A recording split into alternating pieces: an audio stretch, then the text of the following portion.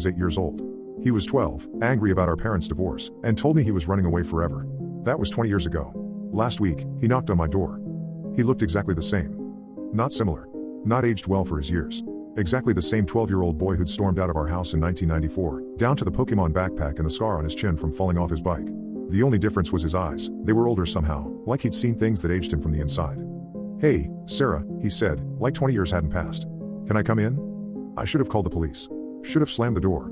Instead, I let him inside because his voice was exactly right, and he knew things only Danny would know. Like how I used to hide my diary behind the loose baseboard in my closet. How Dad would sneak us ice cream when Mom was at book club. How we'd made a secret language by switching the first letters of words. But something was wrong. He moved too quietly, like his feet barely touched the ground. He never blinked. And when I offered him food, he just stared at it with confusion, like he'd forgotten what eating was. "Where have you been, Danny?" I asked. "In the woods," he said simply. "Learning."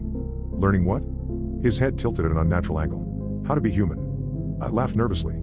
"You already knew how to be human." "No," he said, and his voice was suddenly deeper, older. "I didn't. But I'm getting better at it." That night, I woke up to find him standing at the foot of my bed, perfectly still in the darkness.